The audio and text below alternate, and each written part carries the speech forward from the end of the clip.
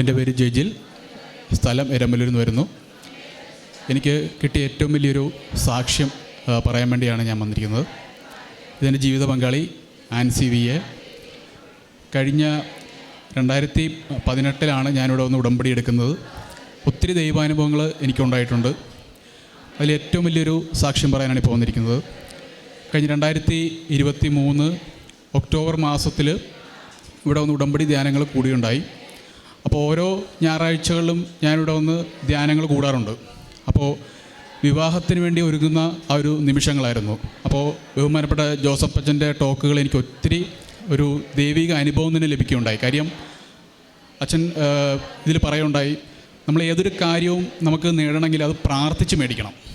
അപ്പോൾ ആ ദിവസങ്ങളിലെല്ലാം വിവാഹത്തിനെ പറ്റിയുള്ള ഓരോ കോട്ടുകൾ ബഹുമാനപ്പെട്ട അച്ഛനിലൂടെ എനിക്ക് ലഭിക്കുകയുണ്ടായി. അപ്പോൾ ഞാൻ ഏറ്റവും പുറകിലിരുന്ന് വളരെ ദൈവാനുഭവത്തോടെ അത് ഞാൻ സ്വീകരിക്കുകയായിരുന്നു. അപ്പോൾ എനിക്ക് മനസ്സിലായി, വിവാഹത്തിനുള്ള ഏകദേശം സമയമായി, ദൈവം വിളിക്കുന്നു എന്ന രീതിയിൽ എനിക്ക് മനസ്സിലായി. അപ്പോൾ ഞാനിവിടെ വന്ന് ഒക്ടോബർ മാസം ഒരു പകുതിയോടെ തന്നെ ജോസഫ് അച്ഛനെ കാണാൻ എനിക്ക് ഒരു ദൈവാനുഗ്രഹം ലഭിച്ചു.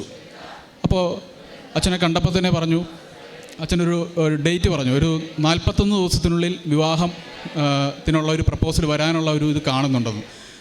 ഞാൻ പറയട്ടെ, 41 ദിവസമല്ല, വെറും ഒരു 28 ദിവസത്തിനുള്ളിൽ തന്നെ എനിക്ക് ഒരു പ്രപ്പോസൽ വരികയും വലിയ ഒരു ബുദ്ധിമുട്ടില്ലാതെ തന്നെ തൃശ്ശൂർ ചേർപ്പ് എന്ന് പറഞ്ഞൊരു സ്ഥലത്ത് നിന്ന് എനിക്ക് ജീവിത പങ്കാളിയായിട്ട് ആ ഒരു പ്രപ്പോസൽ കിട്ടിയുണ്ടായി. അത് അച്ഛനിലൂടെ എനിക്ക് കിട്ടിയ ഒരു മെസ്സേജ് അനുസരിച്ചാണ്. കാര്യം ഞങ്ങൾ ഒരുമിച്ച് പിന്നെ അതിനുശേഷം പ്രാർത്ഥിക്കുകയുണ്ടായി. വളരെയധികം ഞങ്ങൾ ഒരുമിച്ചിരുന്ന് വചനം പങ്കുവെക്കുകയും, ഞങ്ങളെ സംബന്ധിച്ചെന്ന് പറഞ്ഞാൽ പ്രത്യേകത എന്ന് പറഞ്ഞാൽ ഈ കാര്യം മാതാവിൽ നിന്നാണല്ലോ നമുക്കിത് കിട്ടിയത്. കൃപാസനത്തിൽ അൽത്താരയിൽ നിന്ന് ഇവിടെ നിന്നുകൊണ്ടാണ്, ഞാനിവിടെ മുട്ടുകുത്തി നിന്നുകൊണ്ട് പോയപ്പോൾ അച്ഛൻ തലയെ കൈവച്ച് തന്നെ പറഞ്ഞു, മാതാവിൻ്റെ മുമ്പിൽ തന്നെ ഇവൻ്റെ പെൺകുട്ടിയുണ്ട്, എത്രയും വേഗം ഇവന് ലഭിക്കണമെന്ന് പറഞ്ഞു. ഞാനത് കുടുംബസമേതമാണ് ഞങ്ങളിവിടെ ഒന്ന് പ്രാർത്ഥിച്ചത്. ഇതുപോലത്തെ ഒരു സമയമായിരുന്നു, ഇങ്ങനെ നിരന്ന് നിന്ന് പ്രാർത്ഥിക്കുകയായിരുന്നു. ഞാനത് അതുപോലെ തന്നെ വിശ്വസിച്ചു.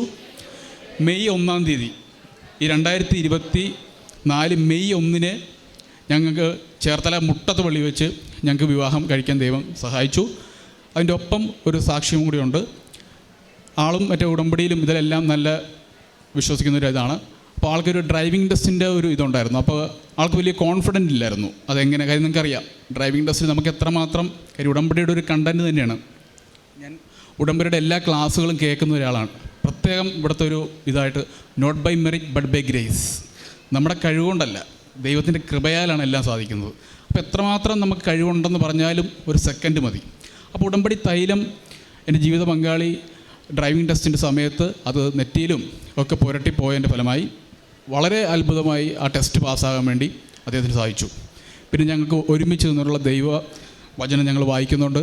കാരുണ്യ പ്രവൃത്തികളായിട്ട് നമ്മൾ ഭക്ഷണം, പൊതിച്ചോറുകൾ നമ്മൾ കൊടുക്കുന്നുണ്ട്. അതുപോലെ കൃപാസനത്തിലെ പത്രണം ഇത് ചെയ്യുന്നുണ്ട്. പിന്നെ സബ്സ്ക്രൈബ് ചെയ്ത് എല്ലാ ദിവസവും ഒരു സാക്ഷ്യം വെച്ച് ഞാൻ വാട്സപ്പിൽ ഷെയർ ചെയ്യുന്നുണ്ട്. അതുപോലെ തന്നെ വചനങ്ങൾ ഷെയർ ചെയ്യുന്നുണ്ട്. അതുപോലെ യുവതി യുവാക്കൾക്ക് വേണ്ടി പ്രത്യേകം പ്രാർത്ഥിക്കുന്നുണ്ട്.